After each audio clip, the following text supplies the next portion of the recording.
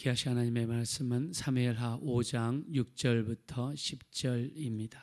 다윗 왕이 이제 북쪽 이스라엘과 같이 하나가 되어서 통일 이스라엘의 왕이 되는 장면을 소개하고 있습니다. 자, 통일 왕국의 왕이 된 다음에 다윗이 첫 번째로 했던 것은 예루살렘을 공격하는 것이었습니다. 자, 예루살렘은요, 오랫동안 여부스 족속에 의해서 지배가 되어진 도시입니다.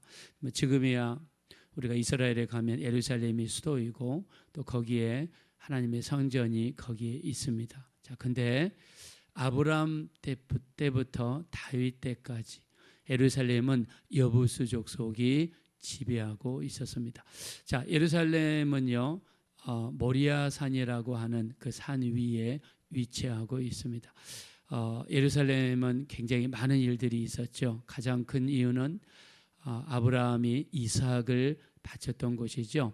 당시에 아브라함이 브엘세바에 살고 있을 때 하나님께서 명령이 떨어졌습니다. 내 이삭을 모리아 산까지 데리고 가서 하나님께 번제로 드리라는 거죠. 3일 길을 걸려서 모리아산까지 갔습니다. 종을 데리고 갔는데 종들에게 이렇게 이야기하죠. 우리가 하나님께 예배하고 너희에게로 돌아오겠다라고 믿음의 고백을 한 아브라함은 이삭을 데리고 모리아산 꼭대기로 올라갑니다. 자, 모리아산은요, 약 한 800m 정도 된다고 합니다. 거기에 올라가서 제단을 쌓고 이삭을 묶고 그리고 칼을 들어서 이삭을 정말 죽이려고 칼을 내리칠 때에 하나님께서 하늘로부터 말리시죠.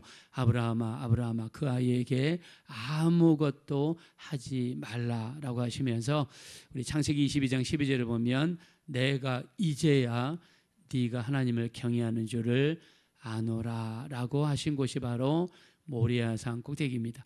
자, 이곳에서 다윗이 나중에 제단을 쌓죠. 자, 다윗이 인구조사를 합니다. 그리고 3일 동안 온역이 이스라엘 전체를 퍼지게 되죠. 이것 때문에 7만 명의 사람들이 죽게 됩니다. 그때 다윗이 이 아브라함이 이삭을 바쳤던 이곳, 즉 여부스 사람 오르난의 타작마당이죠. 여기에 대한 기록은요, 역대상 21장 18절에 보면 다윗이 여부스 사람 오르난의 타작마당에 이곳을 사게 되고 여기에다 제단을 쌓고 하나님께 예배를 드릴 때에 천사가 들었던 칼을 다시 꽂게 되고 전염병이 멈추는 역사가 있었던 곳, 이곳이 바로 아브라함이 이삭을 바쳤던 곳입니다. 우리가 역대하 3장 1절에 보면은요, 이 장소에 솔로몬이 하나님 앞에 제단을 쌓고 그리고 거기에 성전을 건설을 하죠. 바로 아브라함이 이삭을 바쳤던 모리아산 꼭대기, 다윗이 제단을 쌓고 하나님께 예배를 드리고 전염병을 끊쳤던 장소, 이 자리에 솔로몬이 하나님의 성전을 건축을 합니다. 그리고 나중에 낙선식을 할 때 어떻게 됐습니까? 하늘에서 불이 내려와서 하나님께 드렸던 제물을 불살르는 이 역사가 예루살렘 성전에서 일어났습니다. 자, 근데요, 이 모세도 하나님 앞에 이렇게 제단을 쌓고 성막에서 하나님께 이렇게 제단을 쌓죠. 자, 이때도 하늘에서 불이 내려와서 하나님 받으신 것을 확증해 줍니다. 모세가 드렸던 제단, 모세가 드렸던 예배 때도 하늘에서 불이 내렸는데 이 불은 무려 1000년 동안이나 꺼지지 않았다고 합니다. 모세가 성막에서 받았던 그 불이 1000년 정도 갔습니다. 그리고 나중에 꺼지게 되죠. 예루살렘이 멸망하면서. 자, 이 모세 때 받았던 불은 다시 언제 내려왔습니까? 사도행전 2장에 120명의 사람들이 모여 열흘 동안 기도할 때 하늘에서 성령의 불이 내려와서 지금도 성령의 불이 타고 있습니다. 마지막 때 우리가 받아야 될 불은 하늘에서 내려오는 성령의 불입니다. 성령의 불이 우리에게 활활 타올라서 우리 가정에서 타오르고 교회에서 타오르고 우리나라에서 타오르고 이 성령의 바람, 성령의 불이 활활 타올라서 우리 주변에 퍼지고 영혼들을 구원하는 이런 역사로 이어졌으면 좋겠습니다. 그래서 모세 시대 때 이 불의 역사가 일어났어요. 이 장소가 바로 모리아 산이고 이 모리아 산에 건설된 도시가 예루살렘입니다. 자, 예루살렘 지명에 대한 유래도 이런 게 있습니다. 우리가 창세기 22장 14절에 아브라함이 이삭을 바치려고 하다가 하나님이 말리셨죠. 그리고 하나님이 준비한 동물이 있었습니다. 그 동물이 숫양이었습니다. 자, 이삭 대신에 준비되어진 숫양을 보고 아브라함이 그 제단을 쌓았던 장소를 여호와 이레라고 했습니다. 하나님이 준비하신다는 뜻이죠. 이레라는 단어가 시간이 지나면서 이루라는 단어로 바뀌게 되고요.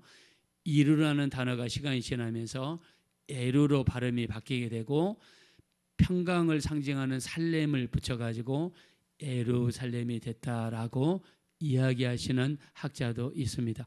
자, 에루라는 뜻은 기초라는 뜻이고 도시라는 뜻이고요. 살렘이라는 뜻은 평강이라는 뜻입니다. 그래서 에루살렘이라는 뜻은 평강의 도시, 평화의 도시라는 뜻입니다. 자, 그러나 지금은 세계에서 가장 위험한 하얗고가 됐습니다. 자, 예루살렘에 가면은요, 예루살렘에서 이쪽은 가자지구, 그리고 이쪽은 이스라엘입니다. 그리고 예루살렘 성전이 있는 그 땅을 들어가려면 이스라엘 사람들도 비자를 받아서 그 성전에 들어갈 수가 있어요. 왜냐하면 우리가 사진에서 보았던 예루살렘 성전 꼭대기는 황금색으로 이렇게 둥그렇게 돔으로 되어 있죠. 여기는 아랍 땅입니다.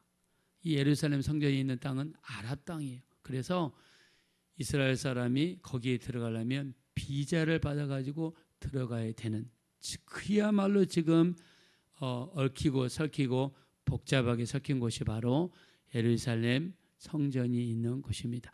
자, 예루살렘이 있는 이곳은요, 천혜의 요새입니다. 예루살렘이 있는 도시는 모리아산 꼭대기에 형성이 됐어요. 모리아산은 다른 말로 하면 성전산입니다. 자, 예루살렘에서 동쪽에는 예수님이 자주 가셔서 기도하셨던 겟세마네 동산이 있는 감람산이 있습니다. 동쪽에는 감람산이 있어요. 그래서 동쪽에서 쳐들어오는 적들을 어디서 방어할 수 있느냐? 감람산에서 방어할 수가 있습니다. 남쪽에서 쳐들어오는 적이 있다 그러면 예루살렘 바로 남쪽에는요, 시온산이 있습니다. 이 시온산이 또 방어막을 형성해 줬습니다. 자, 감람산이 뚫리고 시온산이 뚫려도 예루살렘 동쪽에는 기드론 골짜기가 있고요, 서쪽에는 흰놈 골짜기가 있습니다. 골짜기가 깊이 파인 골짜기가 있어서 적들이 쳐들어오기 너무나 어려운 골짜기가 동쪽이 하나, 서쪽이 하나 있습니다. 자, 그리고 예루살렘은 해발 800m라고 그랬죠. 높은 곳에 위치하고 있기 때문에 천하의 방어적인 요새를 가지고 있습니다.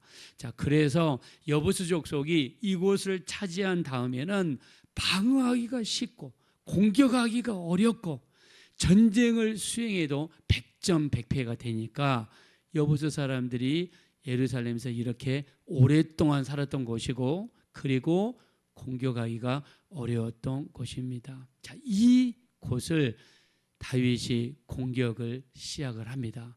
그 오랫동안 공격이 어려운 공격하는데 어디를 통해서 공격했느냐? 자, 이 예루살렘 이 동쪽 위에는요, 기온 샘물이 있습니다. 기온 샘에는 예루살렘 사람들이 다 먹고 마실 수 있는 물이 가득 차 있단 말입니다. 자, 이 샘을 통해서 밑으로 내려가면 히스기야 이렇게 그 물이 흐르는 이렇게 이 물이 흐르는 골짜기가 있단 말입니다.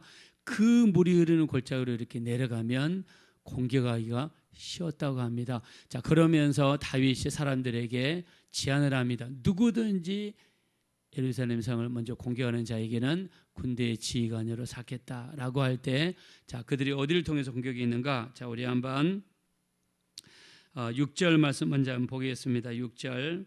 우리 한번 6절 다 같이 한번 얘기했습니다. 시작. 왕과 그의 보아들이 예루살렘으로 가서 그 땅 주민 여부스 사람을 치러 하매 그 사람들이 다윗에게 이르되 네가 결코 이리로 들어오지 못하리라. 맹인과 다리 저는 자라도 너를 물리치리라 하니 그들 생각에는 다윗이 이리로 들어오지 못하리라 함이나.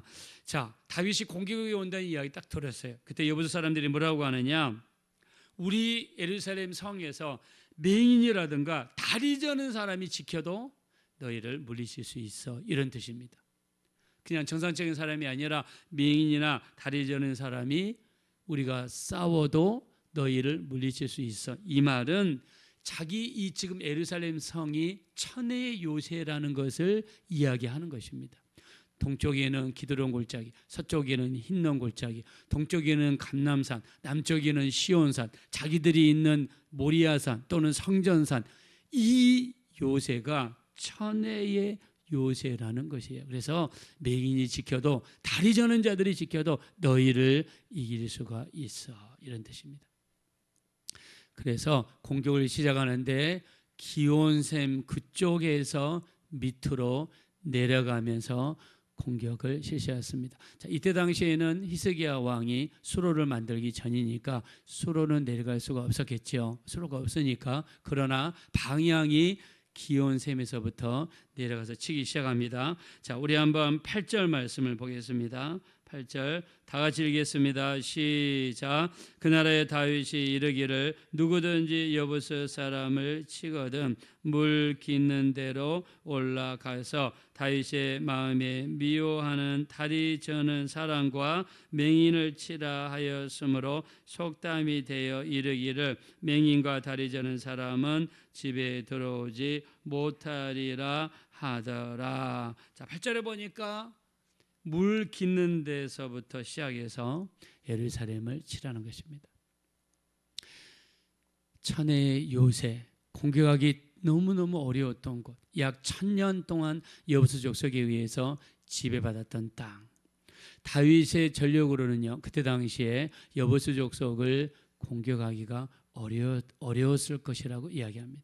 자, 그럼에도 불구하고 다윗이 전쟁에서 이겼고 그 오랫동안 무너지기 어려웠던 예루살렘을 정복하게 되었습니다. 그리고 예루살렘을 이스라엘의 수도로 정하고 다윗 성이라고 명명하게 되었습니다. 자, 이렇게 어려운 예루살렘 성을 공격하게 된 그 이유를 성경에서 뭐라고 하는가? 자, 우리 10절 말씀에 그 이유를 이야기합니다. 자, 10절 한번 다 같이 한번 우리 읽겠습니다. 시작. 만군의 하나님 여호와께서 함께 계시니 다윗이 점점 강성하여 가니라. 아멘. 다윗이 그 어려웠던 예루살렘을 점령하게 된 이유를 성경에서는 하나님이 함께 하셨다라고 표현했습니다. 자, 하나님이 함께 하신다는 것이 얼마나 우리에게 축복이고 우리에게 은혜가 되고 우리에게 능력이 되는지를 성경에서는 말씀합니다. 그 힘들고 어려웠던 땅, 그 오랫동안 여부스 족속에 의해서 지배받았던 땅이라 할지라도 약한 전력, 적은 군사인다 할지라도 하나님이 함께 하시면 아무리 어려운 일이라도 정복할 수 있고 할 수 있다는 것을 말씀하시고 있습니다. 우리 축복하겠습니다. 2025년 우리에게 어떤 어려움이 있을지라도 하나님의 함께 하심이 강하게 우리 삶 속에 나타나셔서 그 모든 어려움이라도 이길 수 있게 되시기를 예수 이름으로 축원합니다. 하나님의 함께 하심이 이렇게 힘이 되고 능력이 된다는 것을 성경에서 말씀하시는 거예요. 여러분, 요셉을 보십시오. 하나님께서는 아브라함에게 무려 8번이나 나타나셔서 말씀하셨습니다. 야곱에게는요 7번이나 나타나셔서 말씀하셨습니다. 이삭에게는요 2번이나 나타나셔서 말씀하셨습니다. 자, 그러나 요셉에게는 하나님이 나타났다는 기록이 한 번도 없습니다. 그럼에도 불구하고 그가 가는 곳마다 하나님이 도우시고 형통하게 하시고, 또 감옥에 가더라도 거기에서 은혜를 잊게 하시고, 나중에 꿈을 해석할 수 있는 은사를 주셔서 바로의 왕의 꿈을 해석하게 하시고, 바로 왕의 환심을 사게 만들어서 애굽의 국립총리가 되게 하시고, 이스라엘 백성들을 다 이주시키고 구원하고 이스라엘 백성을 건설하는 데 기초의 역할을 담당했던 이 요셉, 이 축복을 받는 이유를 성경에서 뭐라고 했습니까? 우리 창세기 39장 2절에 여호와께서 요셉과 함께 하심으로 그가 형통한 자가 되었더라.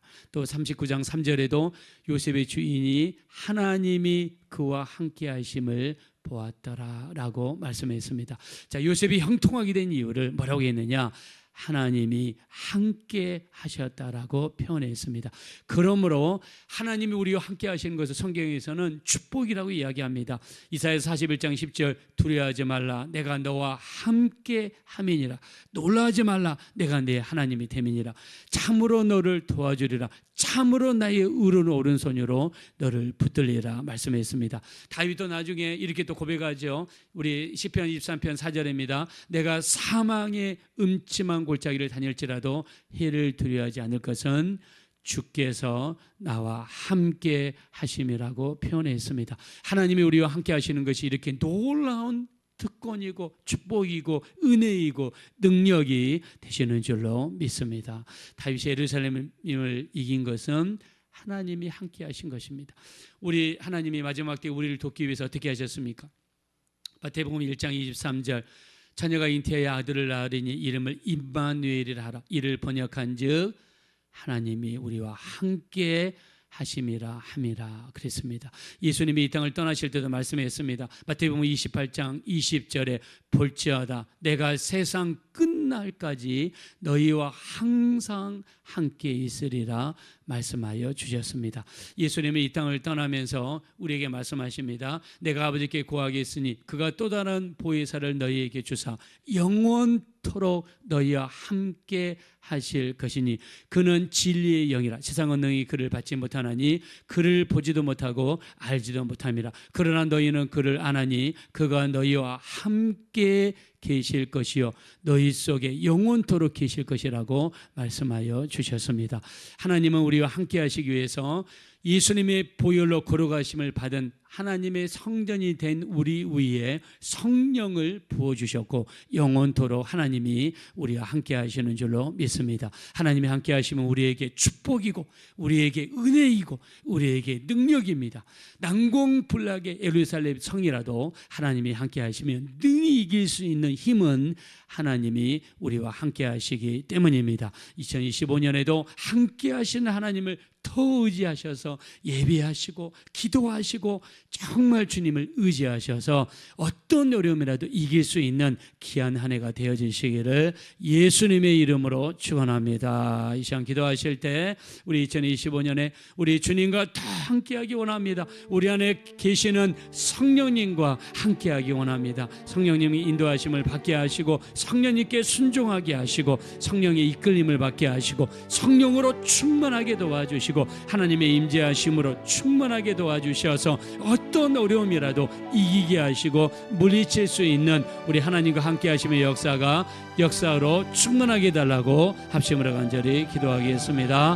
허락하시고 자비로우신 하나님 진심으로 감사합니다. 우리 하나님 2025년을 시작하면서 우리가 이렇게 하나님 앞에 기도하러 나왔습니다. 우리를 불쌍히 여기시고 우리를 긍휼히 여겨 주시고 우리 하나님이 우리와 함께 하심을 믿습니다. 우리 주님께서 이 세상을 떠날 때 볼지어다 내가 세상 끝날까지 너희와 항상 함께 있으리라 말씀하셨습니다. 그 하나님을 의지함으로 우리가 이 땅에서 승리하기 원합니다. 예루살렘은 난공불락의 성입니다. 오랫동안 여호수 사람에 의해서 지배를 받아온 땅입니다. 그럼에도 불구하고 하나님이 함께하신 다윗으로 말미암아 그 성을 함락하게 되었습니다. 하나님이 함께 하시는 것이 우리에게 축복이고 은혜이고 능력이라는 것을 알았습니다. 우리 하나님 도우시고 인도해 주시어서 우리 하나님의 함께 하심으로 말미암아 우리에게 어떤 힘든 일이 있고 어려움이 있어도 하나님의 함께 하심은 우리에게 능력이요 하나님의 함께 하심은 우리에게 축복입니다. 함께 하신 하나님으로 말미암아 어떤 어려움도 이기고 승리할 수 있는 우리가 되게 도와주시고 날마다 예배와 기도와 말씀을 통해서 주님께 맡길 수 있는 귀한 삶이 될 수 있도록 축복하여 주시옵소서.